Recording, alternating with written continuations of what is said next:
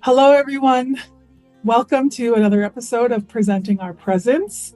It's the monthly podcast here at the University of Alberta, hosted by myself, Michelle Durocher, and Florence Glanfield. Today, we're very excited to welcome Gail Fraser, who is going to talk to us today about an amazing new book that she has coming out. And we're excited to hear about it and to learn more about the process and everything. So thank you so much, Gail. I'll turn it over to you to get us started. Thank you.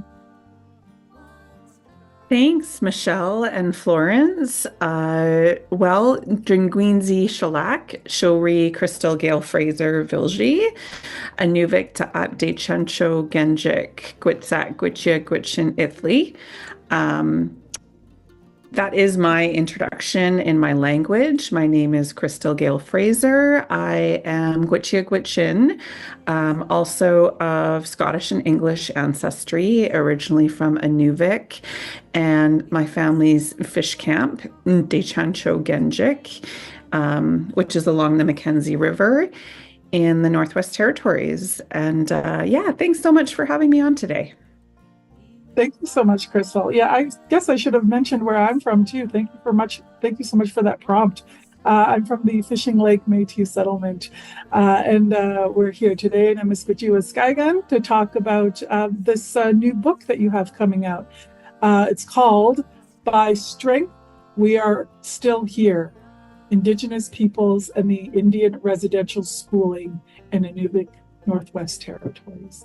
Can you tell us a little bit more about your inspiration to write this book and the challenges that you faced coming into this? Absolutely. So the book is a culmination of research really over the last 10 or 15 years. It is my PhD thesis, which I rewrote into a book format and added new research and new interviews. And so what it is a history of residential schooling in my home region, which is now known as the Gwich'in settlement area in the Northwest Territories. We have 4 Gwich'in communities: Inuvik, Aklavik, Sigachik, and Fort McPherson. And it outlines a history mostly of Grolier Hall and Stringer Hall in Inuvik, although I do also talk about the former residential schools located in Aklavik. And really what it does is it starts in 1959 when the community of Inuvik opened. Inuvik was built by the Canadian federal government.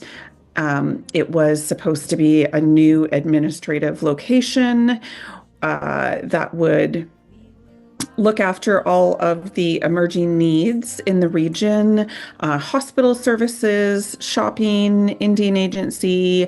There is a huge research lab there. Most importantly, a very large accommodation made for military aircraft, so the construction of a new airport.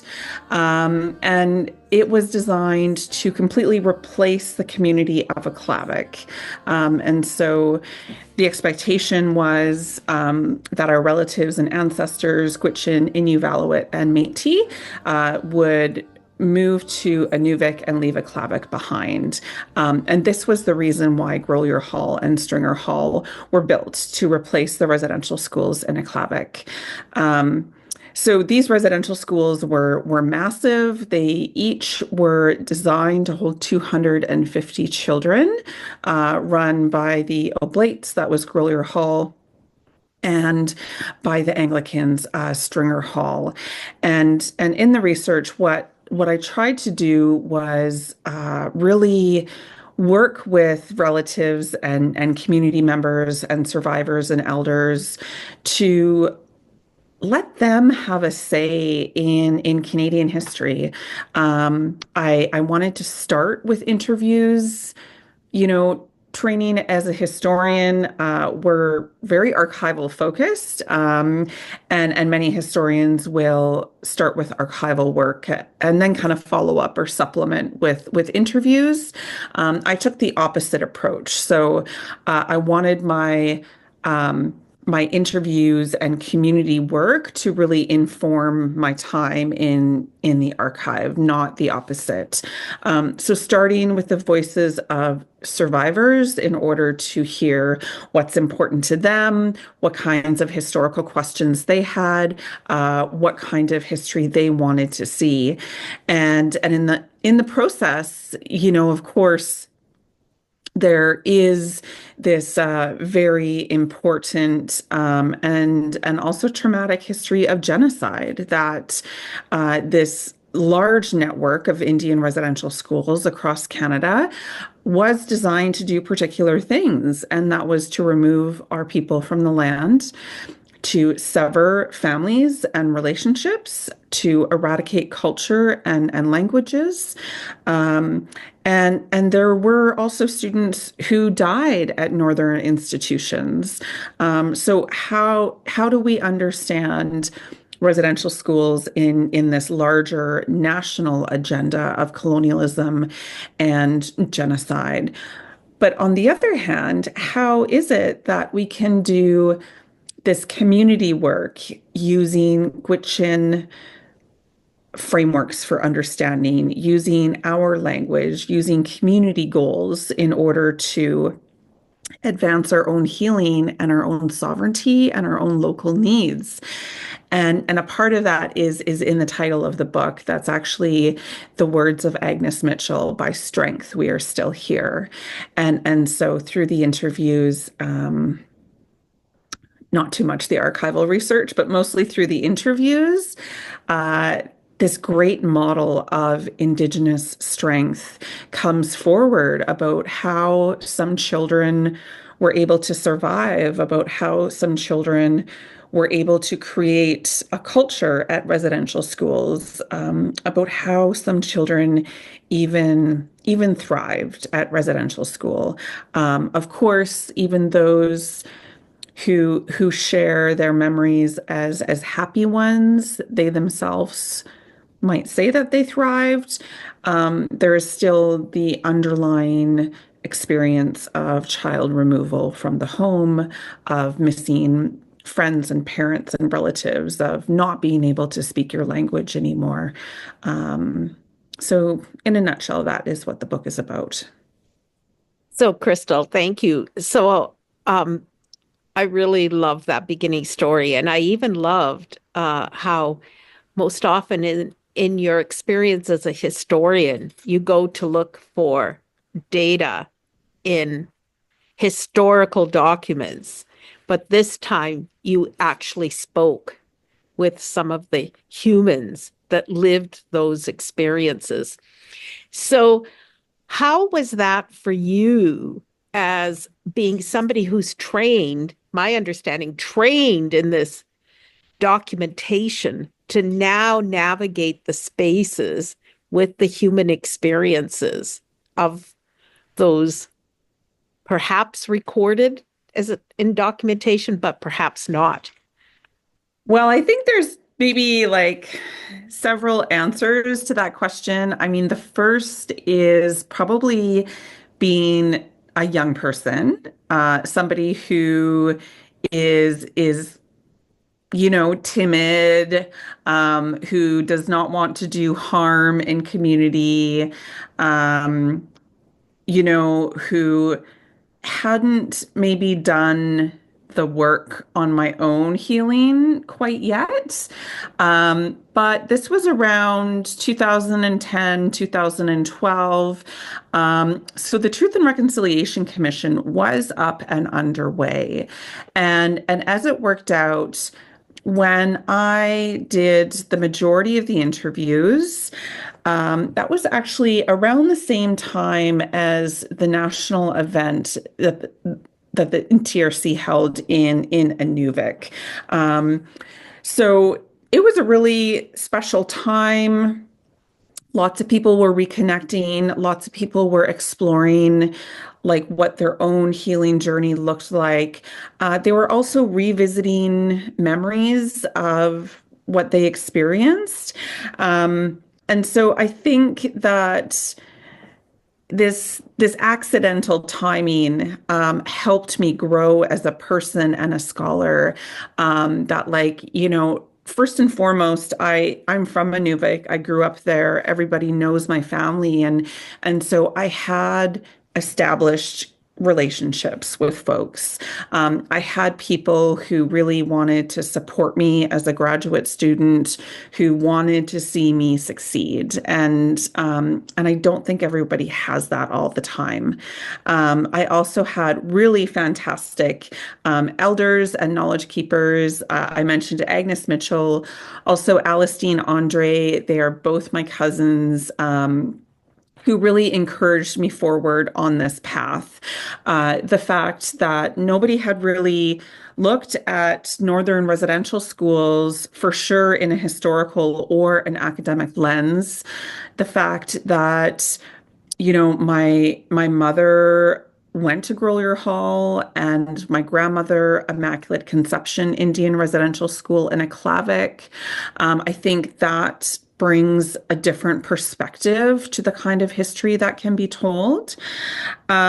So for sure, there was this me emerging, as an older Gwich'in woman, as somebody who was looking to find my own way, as somebody who is ready to embark on like wanting to unpack some of these questions around what I experienced as a child, but how I might also advance that in parenthood.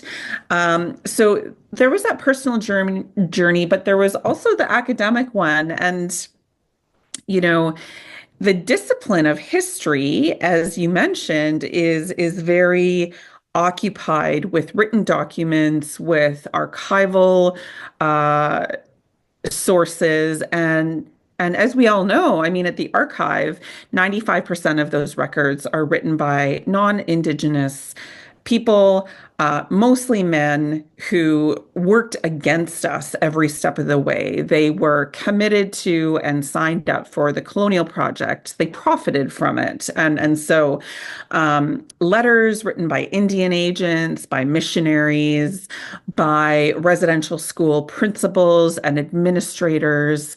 And so very rarely do we see the voices of our relatives at the archive. It is possible, for instance, at the Anglican Archive, there is this beautiful collection of artwork that was drawn by Stringer Hall students. But that is just so rare. And so I think on the one hand, it was pushing back against this expectation that as a historian in training, that I need to be preoccupied with archives. That was just not an option for me. And on the other hand, looking to other disciplines in order to nurture my development and growth and learn how to tell this story in a good way. And a part of that was Indigenous studies. And in particular, in the book, I use the work of Eve Tuck, who is an education scholar, also originally from the North, from Alaska. And Eve Tuck puts forward this model. She calls for a moratorium on damage-centered research. If you are an Indigenous scholar and you're working with community, she says that we need to stop thinking of ourselves as broken. And in order to promote healing and to nurture all of these beautiful things that we vision for our community, we have to start looking at other kinds of models. Now, I will say that in my opinion, there's a caveat to that, that, settler scholars still need to be in the archive, that we need a more elevated, better understanding of genocide in Canada and of how this whole Indian Affairs network worked. Um, but for folks who are from community, um, and and I mean, I was also hearing this from community every step of the way that, like they talked about violence and trauma and grief, but that's never how they ended their story. They always talked about strength and resilience and healing. Um, and so looking outside of the discipline of history, because historians have not theorized Indigenous forms of strength, that is really where the answer lied for me.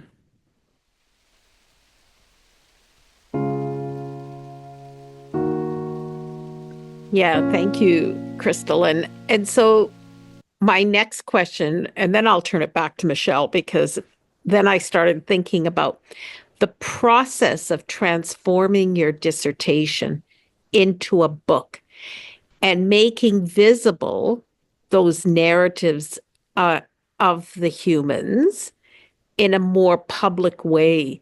Could you talk about what that meant?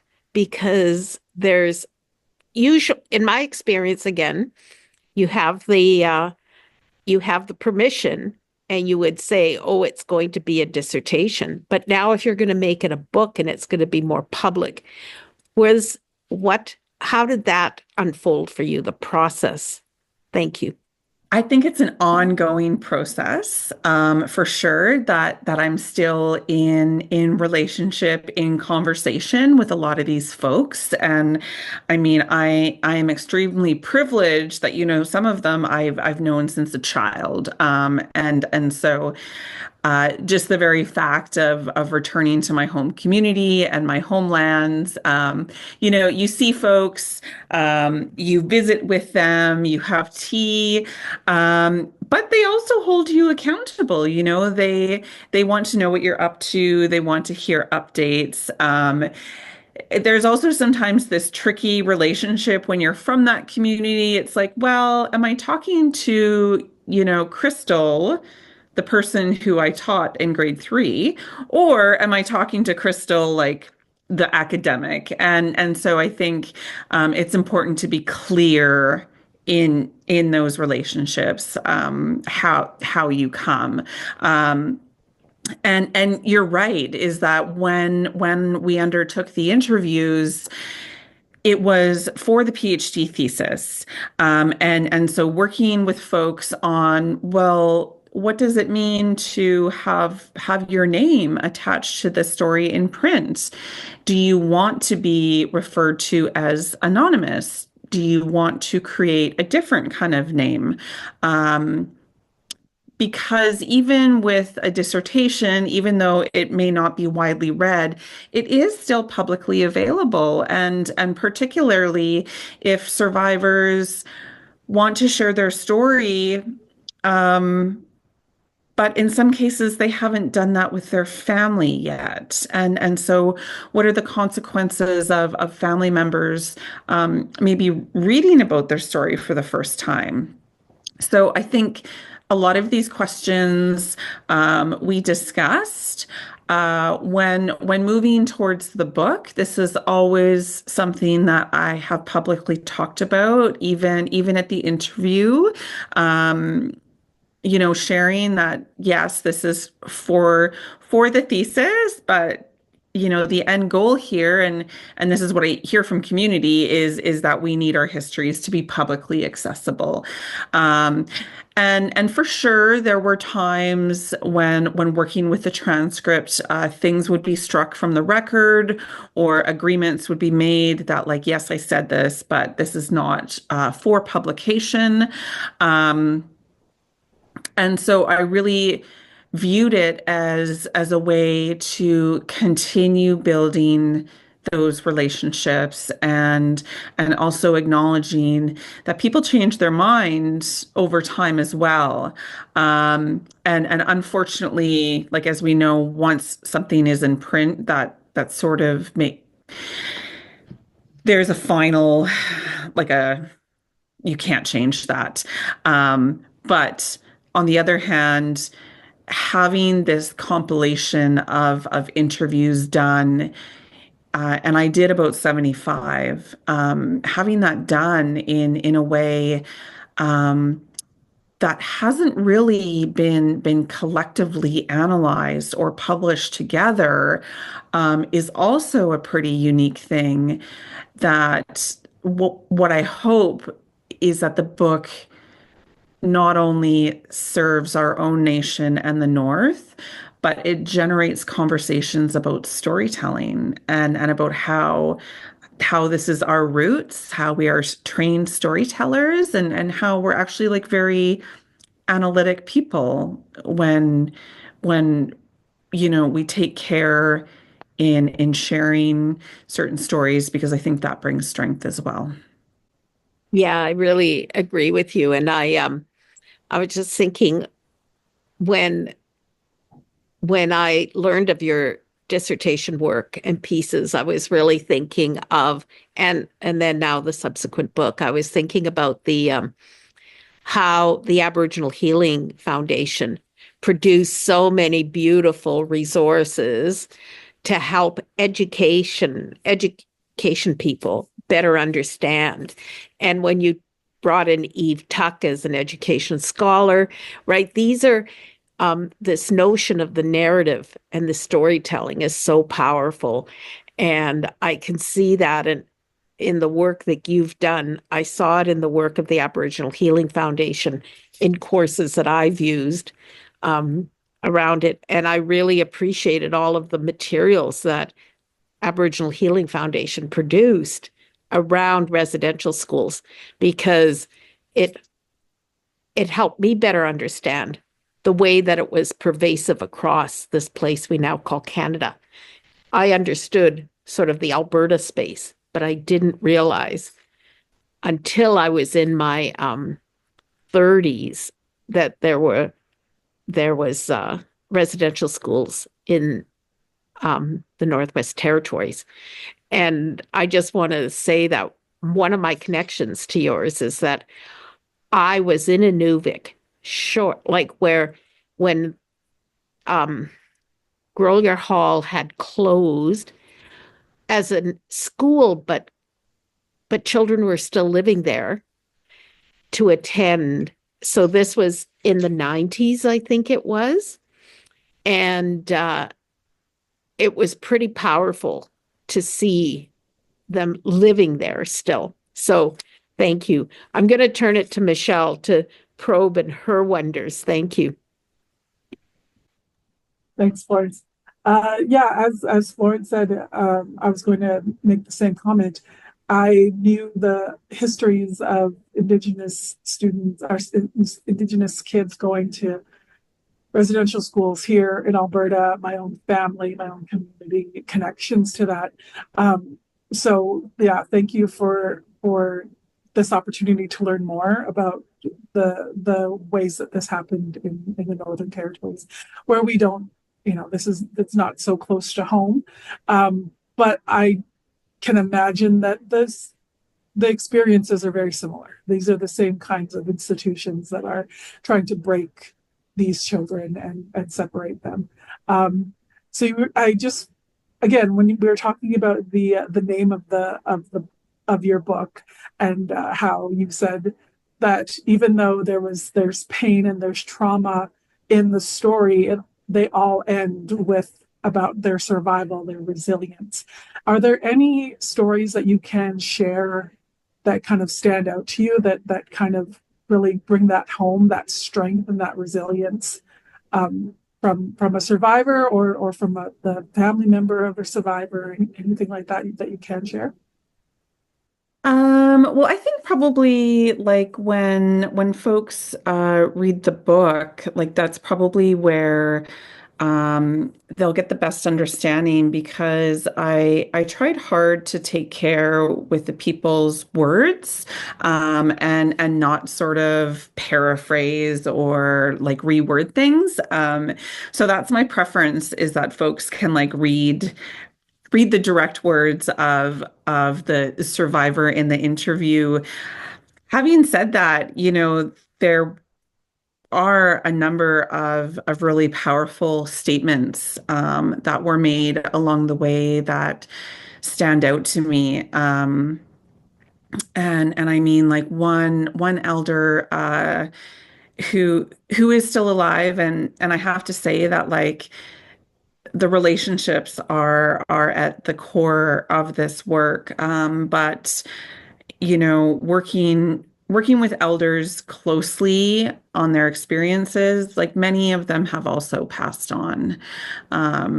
So that is sad to think about. And in particular, these were the folks that I would have interviewed about the Aklavik schools. So one of the profound stories about a former student at an Aklavik residential school is that even as a child, he observed the certain dynamics at the institution, and so he just recalled that because his father was a white man, that he was treated better at the residential school. And you see all of these really powerful relationships that race and whiteness could also bring. And, unsurprisingly, a student at the Stringer Hall in Inuvik about 30 years later made very similar observations, that he had said that because he was a fair-skinned child, that he was actually given an extra scoop of ice cream on the days where they were allowed ice cream. And like a statement by Sarah Jerome, who actually attended many residential schools. She was at All Saints in Aklavik, at Stringer Hall in Inuvik, and then at Acacio Hall in Yellowknife.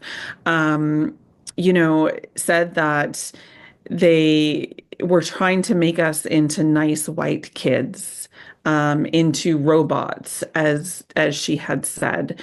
So there are these, like, very powerful and profound statements that survivors have made. But as I was sharing earlier, also stories of how children rebelled and how they understood their environment, and how they would take opportunities to run away, even if it was just for the weekend. Maybe they had a relative in town that they ran to their auntie's house for the weekend, and came back on Monday to face the consequences, and there were consequences. Stories about children stealing food from the garden. And this is where stories and archives align. And so you have former students sharing about the food that they had to steal.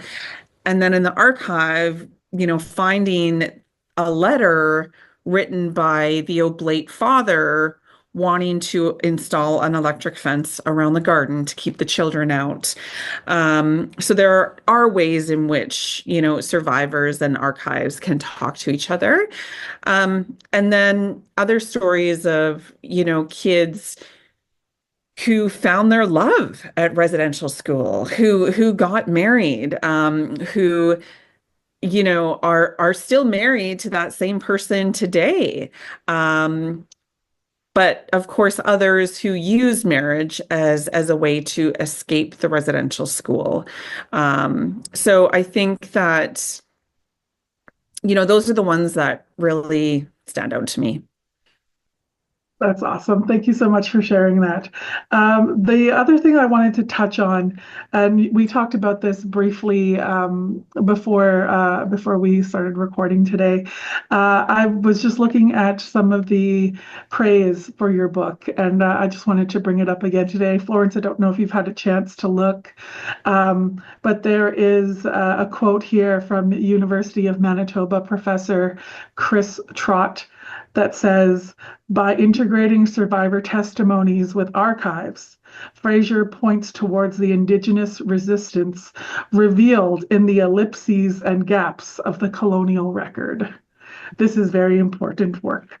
So I think as you're saying here, like, that you can find those spots where the survivors' recollections line up with historical documentation, and and close those gaps, and really tell the story in more in a more complete way. And I think that that is just, it's so important, as Professor Trott has written. This is very important work.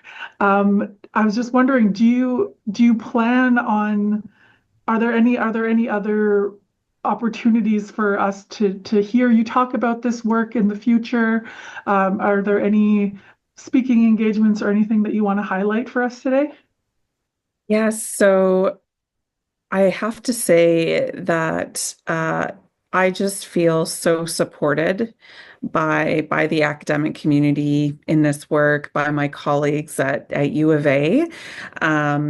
This work has not been easy, for sure. And, really since 2021, with the 215 possible unmarked graves in Kamloops, the rates of denialism around residential schools has definitely been increasing. And, I've always struggled with this part of the work, that I never want to give anyone the wrong impression that because we're able to talk about strength, that because we're able to not focus on genocide, that that somehow this did not happen, that somehow, somehow, for example, if we focus on the story of Sharon Firth, who is a survivor, she learned how to cross-country ski at residential school, and she's now a four-time decorated Olympian. Just because that happened to Sharon, just because she is a leader in sports in Canada, does not mean that these residential schools did good things. So in relation to your question, I really welcome any kind of opportunity to talk about the complexities and the nuances, because when you try to bring in the human experience, we know this is complicated and not straightforward. And we also know that two things can exist at once. We can have this horrible, awful system of child removal and institutionalization, and we can also have community conversations about how some of us are still here, about how some of us turn to the land, about how kids were genius at figuring things around and underneath and through. So, I mean, having said that, I am also a founding member of the National Advisory Committee for Missing Residential School and Unmarked Burials. We are having a community engagement conference in Calgary at the end of March. So I would be really happy. I'm going to present there on the work. I'm also going to have a number of book launches and celebrations. I've already had a couple in the north, which has just felt really really fantastic. I do, of course, also teach a dedicated residential school history course at U of A, History 462 and History 662. But additionally, because I am a residential school scholar, I mean, it's always something that I'm going to teach about and to research. It's something that that I'm always going to bring with me, and of course draw on that expertise as it's needed in community, and even with forthcoming projects. So it's really interesting how when you talk to people and you interview them, their stories are not linear. I mean, this is the kind of people who we are and we come with. And so one of the interesting things about the residential school interviews is is how often land came up and Treaty 11 and contemporary Gwich'in politics. And so even as I'm going forward in my research agenda, which I think is going to start to look at treaty, I'm wondering the ways in which like residential school stories exist within conversations about treaty and they do and I'm super excited to be able to explore that a little bit more. Yeah, Thank you. thank you, Crystal. And that you really caused me to pause and think about the relationship or the relationality between the treaty conversations and residential school stories. And I don't think I have a question because I think this is just causing me to linger for a moment in those conversations, but also the power and the strength of what's happening in the Inuvik region right now around land or not around language work that's happening, around the ways that other, that the work you've done, but also the work of some of our other colleagues at the University of Alberta who are privileging the voices of humans in that region, right? And then now you've added the conversation around treaty, and that I hadn't thought about it alongside this other work. So thank you for giving me pause to think about that and to say, how might that go forward? And I look forward to seeing how your work unfolds. But you mentioned something very early on, and I'd love for us to sort of come to it because I know through this journey, you've become a parent yourself. You have navigated these spaces. And in what ways has your research, and you briefly touched on this, in what ways has your research and journey thus far shaped who and how you're unfolding as a parent? Oh, wow, Florence. I mean, great question. I'm off to my daughter's Christmas concert this afternoon and so like it's one of my primary goals in life is to be a present and healthy parent. I think that is like for me that is winning. But to go back a minute, I will say that like I'm very grateful to my U of A colleagues who are doing northern work, who are showing up, who are coming to our cold climates, love it. And it'll be really interesting to see these new research directions, because I think the North has been especially vulnerable to research that is extraction, to kind of some icky research models. And so, like, I really look forward to communities being more involved, to those approaches changing.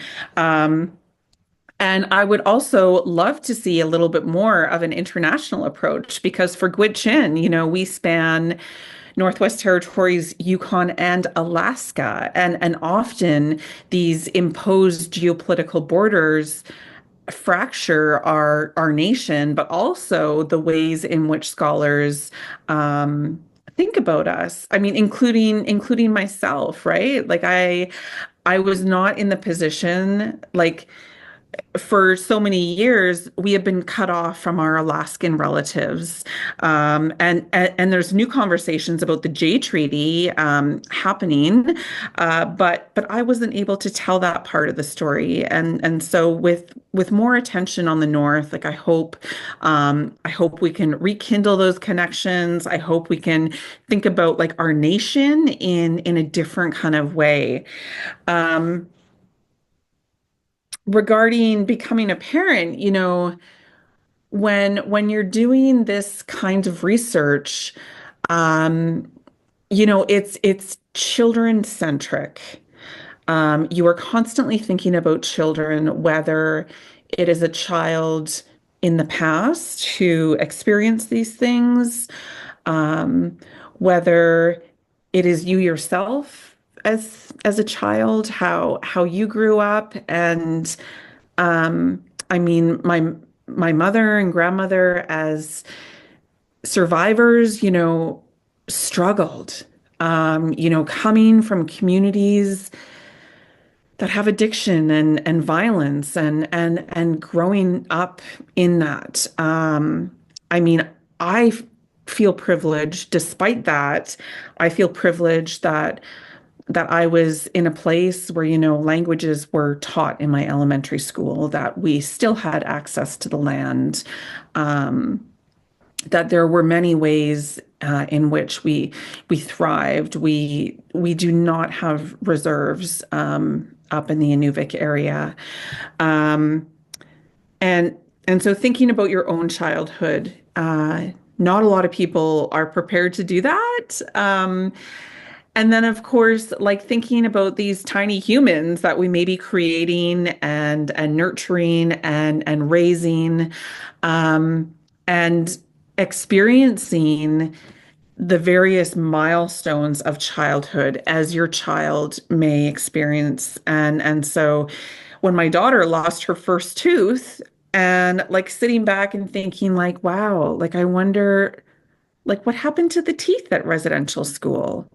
Um, who would have taught your child how to tie a shoe for the first time? Where would they have gone for if they needed a hug? Um, and all the ways in which children think and act and feel. Um, that makes the story much, much more complex. Um, and for me personally, um, I had an interruption in parenting with my own mother, and so when my daughter turned 7, you know, that was the time when my own relationship was fractured with my mother. And so trying to be the best parent, be healthy, be sober, show up in ways that are like happy and productive, but also teaching your kids like values of respect and discipline, having to do all that and then having to take care of yourself as you're not only like grappling with your own childhood experiences, but then with those that survivors share with you, then with traveling to archives and like basically reading documents written by people who wanted to kill us, and how that all comes together, and just being able to step back and say, you know what, I think I need some help. Whether you go outside and you turn to the land and the snow and ceremony for help, whether that comes in the form of professional therapy, whether that comes from having a meditation app and doing some box breathing. And I mean, these are all things that I have used with great success. And so I think that doing this kind of work, as Indigenous peoples, this is not a 9 to 5. This is not something that we can just kind of like neatly close the office door and leave at the end of the day.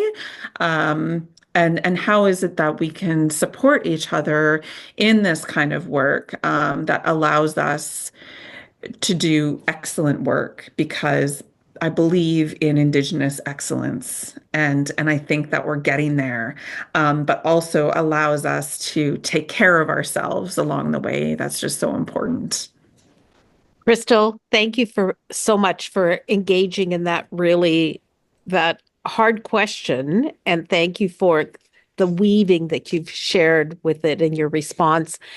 Um, your response was so beautiful. I always talk about how, for many Indigenous people, the work we do now is heart work. And your Yes. response talked about the heart. And for me, and it's hard work. right, at the same time. And it goes back to that, how both can be present. So I'm going to invite our listeners to go on to the University of Manitoba Press or order a copy of the book, and to read those stories, read the work that is unfolded to better understand the experiences of the children in residential school and who they are now and have become. So we are honored to have you, Crystal, as a guest on POP. I will invite Michelle to express gratitude, and then we'll ask you to close it off in whatever way you would like to. Thank you. Thank you, Florence. I'll just echo Florence's gratitude for this conversation today, Crystal. Thank you so much for sharing. Thank you for not only sharing the what feels like is the interesting and inspiring work, but also that is also kind of the painful and tiring aspects of this work. So thank you so much for that. I will go out and get a book. Florence, thank you so much for that prompt. And I really appreciate this today. Hi. Yeah, thanks to you both for the interest, for your time to allow me to share this work that's very meaningful. And I always like to close, I think, by talking about my grandma and my great grandmother. My grandmother was Marka Bullock, and her mother was Julian Thedecha. And Thedecha means the one who carries a feather. I was just so privileged and lucky to be able to spend time with them both at our fish camp. That's really where I learned what hard work means, is hauling water up the hill from the river, is hauling fish and cutting fish and drying it and smoking it, and I mean all of that is medicine. It's nourishment for our bodies and our loved ones, including animals and dogs and those kinds of relatives. But I really believe that if it wasn't for these teachings from my early matriarchs, that I'm not sure I would be here today talking to you both. So it's just such a pleasure, and thanks to you both for doing this podcast and for elevating like Indigenous perspectives, Indigenous research, and all the work that we do. Once again, Crystal, thank you for your courage and the vulnerability that you offered us today and shared with us today for doing this important work.